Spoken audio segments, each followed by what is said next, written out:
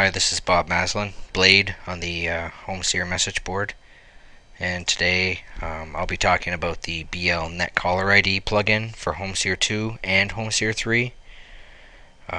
This plug-in allows you to make use of the NetCallerId box, which looks like this. I think it cost me like $5. Very handy. Very very helpful in gathering caller ID. This plugin basically interfaces with it on the COM port and allows you to take action based on what's coming in, and based on you can do custom announcements and all sorts of stuff. So let's get started. Let's go through the options first. Basically, we'll support 2 NetCallerId boxes. I'm only using 1 on COM port 3. Debug logging, very important for troubleshooting. Debug log will be called BLNetCallerId-detailed.log, always located in the HomeSeer root folder.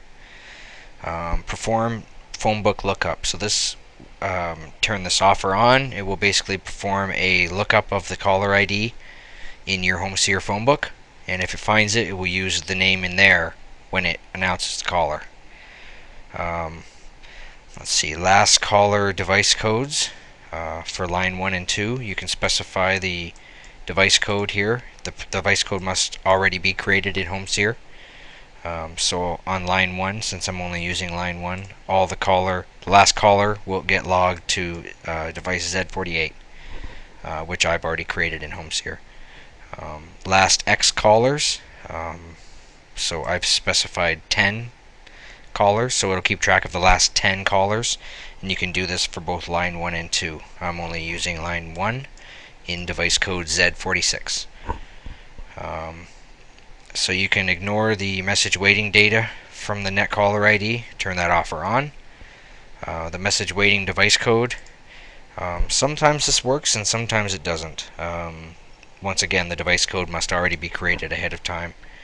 The message waiting is something that's just not fully supported in NetCallerId boxes.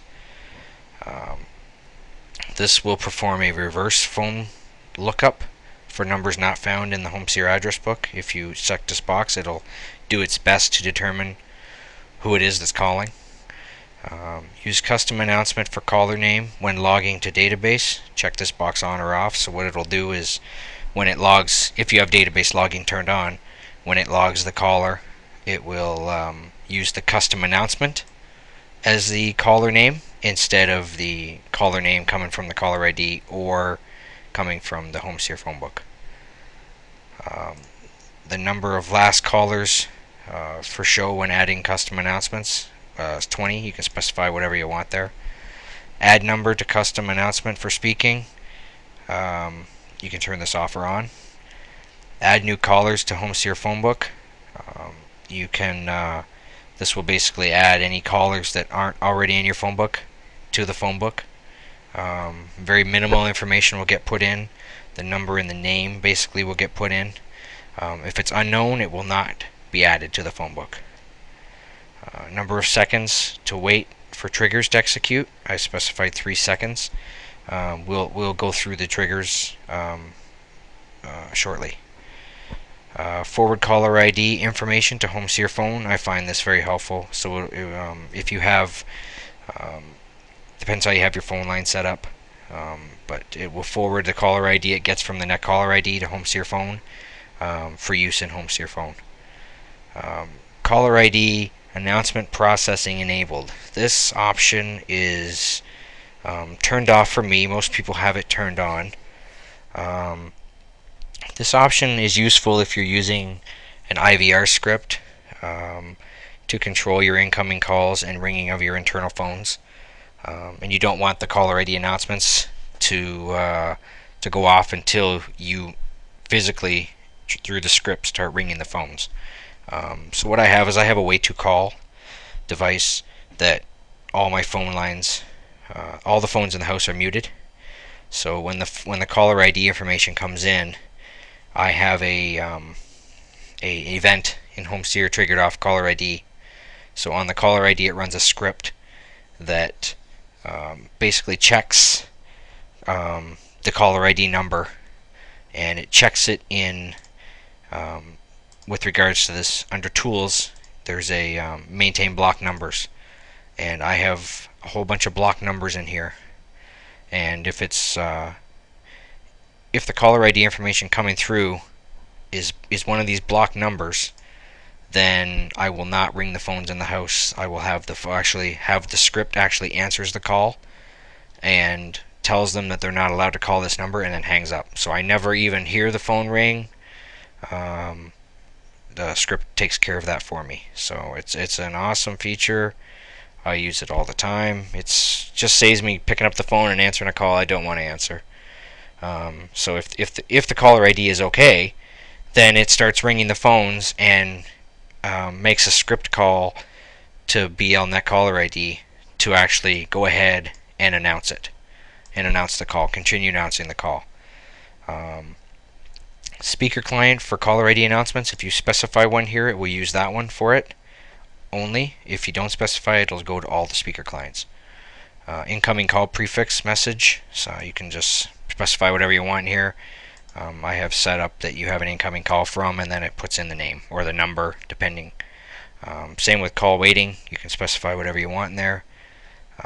This one here will announce the caller location, so if it's looking it up from the HomeSeer phone book, usually you have whether or not it's a home number or a mobile number. So it will actually, after it says you have an incoming call from Bob, it will say, it is a cell phone number. So it tells you that he's calling on his cell, or it will say it a home phone number, so you know what they're calling from their house. It will announce long distance calls. So based on the number of numbers in the caller ID, it knows it's long distance. So it will announce that after it announces who it is, it will announce that it is a long distance phone call, so you know that it's somebody calling long distance. Use prefixes for custom announcements. You can turn this on or off. Debug logging, database logging, turn it off or on, and number of days to keep your caller logs. I keep them for about a year. Enable email. So this is where you enable the email. We will go through the email shortly. It's in the tools. It's under the tools option. You can set the email from recipient. Usually you set that up to your own domain. Email subject, what you want to show in all the emails that go out from the plugin, that you have an incoming call notification. The rest of these are all other plugin interfaces, which will be sent the caller ID information as it happens. So if you have the message server plugin and you check the box, it will send all the caller ID information to all your message server clients. Same with BL Broadcast. Same with the Harmony Maestro, and the main lobby as well. It will actually send the caller ID to all the main lobby clients, so that they display the caller ID on the touchscreen as it happens. Let's go through the tools menu. Maintain custom announcements. This is where you can specify a caller ID, and this will show you the last whatever number that you set up in there. I think it's 20. I had it set to 20. You can specify whatever you want, or you can type in the number here. This is where you can specify a custom announcement for instead of having the name spoke, you can speak whatever you want for that person. And you can also play a wave file as well if you want for that person. So you can add, these are unlimited, you can add as many as you want. There's no limit. You can also use a wildcard to use an announcement for a bunch of different numbers. So example, 800 numbers. Let's see, under tools here, we'll go into the, we already touched on the maintain block numbers. Basically you just add in a new block number in here, and it will become blocked if you use that feature of the plugin. If you don't, it's not really any benefit to you. I suggest the Way2Call is a great device. Little on the pricey side, but Very nice to not have any of the phones ring in the house when a block call comes in. Okay, maintain emails. Let's go through that. This allows you to set up an unlimited amount of emails to send out when a caller comes in. Basically put in the email address you want to send to. If you want to specify a start and end time, the start and end time is in 12-hour format. So for example, you would put in 8 a.m. or 8 p.m. No leading zeros. End time, same format. If you don't specify a start and end time, it will do it constantly. You can specify the days of the week that this email should be sent, that this address is effective. So you can really narrow it down to when you will receive an email. The device code exception, that is a device code in HomeSeer that already exists. It kind of links it to BLRadar. It's set up so that the device code exception is a tie into BLRadar, so that when the house motions are active, i.e. someone's in the house, then an email would not be sent to the selected recipient. If the motions are not active, no one home, then the email will be sent. So just saying that you could put your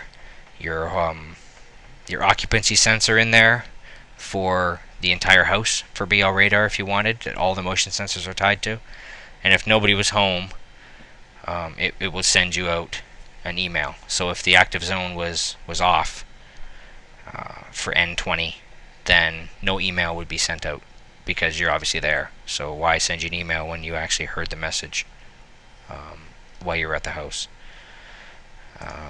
Let's talk a bit about the reports. They're pretty self-explanatory.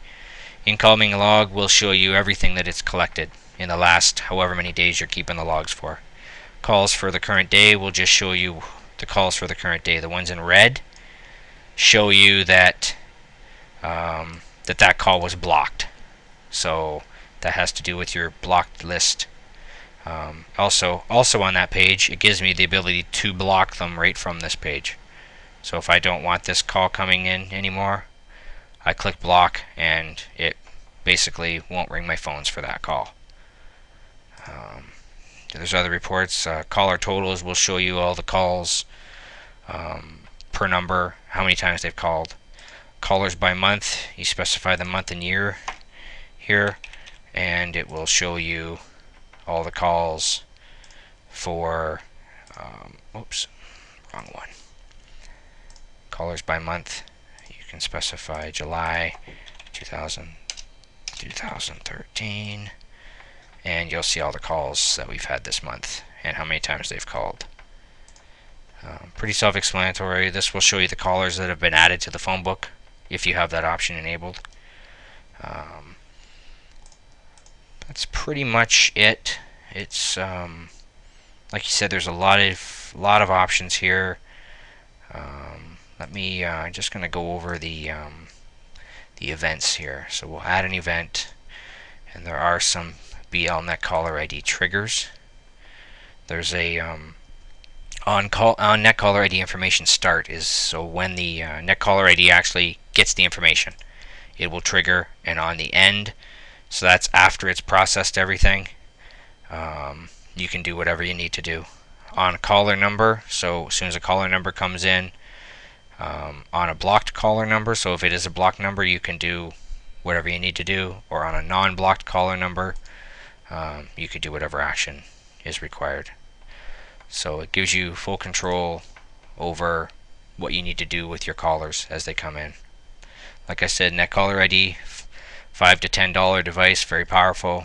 The plugin sort of amplifies its use, allows you to do whatever you need to do. Hope this video has been helpful, and hope you enjoyed it. Thanks. That's all for now.